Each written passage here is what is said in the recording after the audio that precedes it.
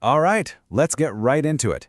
Today, we're unpacking something that's at the very heart of your retirement savings, the Employees Provident Fund, or PF.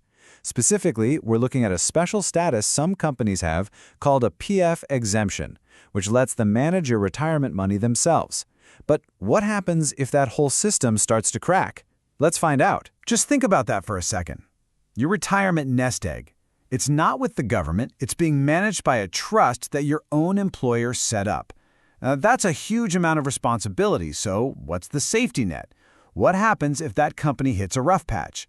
That's the big question we're tackling today, by breaking down the official process for how and why this special privilege gets revoked. So, first things first, we need to get one thing straight. A company can't just decide to do this. The power to manage employee PF funds is a special license, and it's only granted if certain conditions are met. You know, the official documents from the Employees Provident Fund Organization, or EPFO, they use a very specific word: privilege. And that's not just some fancy wording, it's the bedrock of this whole system. A company gets this privilege only if it's financially strong enough to give you retirement benefits that are just as good as or even better than what the government offers. So if that financial strength starts to fade, well, so does the privilege. Okay, so what's the actual difference on the ground? Well, for most people, if you're in an unexempted company, your PF money goes straight to the EPFO. The government manages it.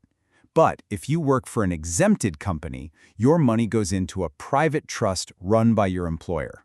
Now, they still have to play by the government's rules, but the day-to-day handling of the money is up to them. And that's exactly why the oversight has to be so intense. And that brings us right to the regulators. See, this privilege doesn't just get handed out with no strings attached. The EPFO has this multi-layered system of checks and balances. Basically, a team of watchdogs whose entire job is to keep an eye on these private trusts and make sure your money stays safe. You can think of it like a three-tiered security system. Your frontline watchdogs are at the Regional Provident Fund Commissioner's Office, the RPFC. These are the folks on the ground doing audits, checking the monthly reports for any red flags. If they spot a problem, they kick it upstairs to their supervisors at the zonal office. From there, the case gets prepared for the final decision makers at the head office. You know, central command. And this makes it crystal clear that the watchdogs are always watching. This isn't some checkup that happens every few years. Nope, it's a constant cycle. Every single month, they're digging into online data. Every quarter, they're reviewing performance. And every single year, there's a full-blown audit. And on top of all of that, a single complaint from an employee can trigger an immediate investigation. So what exactly are these watchdogs looking for?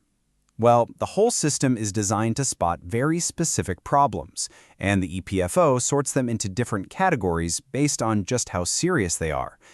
Let's see how that works. This is called the priority matrix, and it's basically how the EPFO decides how big of a deal a problem is. A Category C violation, something like, not pinning the trust rules to a notice board, that might just get you a warning. A Category B violation, like taking too long to pay out employee claims, well, that gets a serious order to fix it within 15 days or else. But a Category A violation, oh, that is a whole different ballgame. That triggers immediate action to cancel the exemption. And when it comes to those huge, flashing red lights, the kind that set off alarm bells all the way up the chain, it all comes down to one single number: 3. Right. If a company that has a PF exemption reports financial losses for 3 years in a row, it's an automatic, non-negotiable Category A trigger. The logic here is pretty simple. A business that's consistently losing money might not have the financial wherewithal, as they say, to protect its employees' retirement funds. The risk just becomes too high, and the process to take away that privilege kicks off, no questions asked. Now, once a serious trigger like that gets pulled, it's not like a switch is flipped and everything shuts down. It actually starts a very formal, step-by-step process to make sure everything is handled by the book, from the local office right up to the central government. So the process starts with a formal show cause notice, which basically gives the company a chance to explain itself. Then an independent auditor is brought in to check the books. With that impartial report in hand, the case gets formally escalated up the chain of command, from the regional office to the zonal one, and then to the head office. The whole thing is then presented to the Central Board of Trustees, the highest body in the EPFO.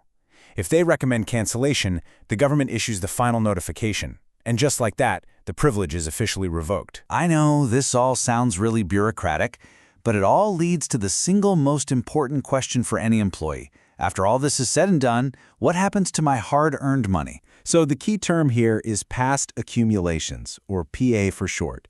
Don't let the jargon throw you off. It's really just the official name for your entire nest egg. Every single rupee you've put in, every rupee your employer has matched, plus all the interest it's earned over the years. All of it, sitting there in that company's private trust. And here is the safety net in action. The moment that exemption is officially canceled, a really clear process kicks in. First, the total value of all those past accumulations in the company's trust is calculated, down to the last rupee. Then the entire fund, the whole shebang, is transferred from that private trust directly over to the EPFO. And from that moment on, your PF account is under the direct management and protection of the government Social Security organization. Your savings are officially secured. So let's just pull back for a second and look at the big picture. Why have this really complex system of monitoring and triggers and official takedowns? The answer actually is really simple, and it gets to the very core of what Social Security is all about. I mean, this quote from the Supreme Court of India really says it all.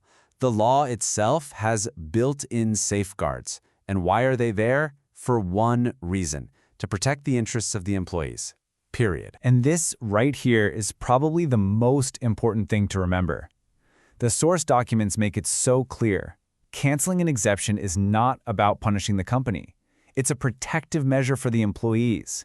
The system isn't designed to kick a business when it's down. It's designed to withdraw a privilege in order to shield the retirement savings of the people who work there. So we're left with this one final thought. We've just walked through a pretty detailed, multi-layered, bureaucratic process. But underneath all of that complexity is a single fundamental goal, making sure that the answer to this question is always yes. Thanks for joining us for this explainer.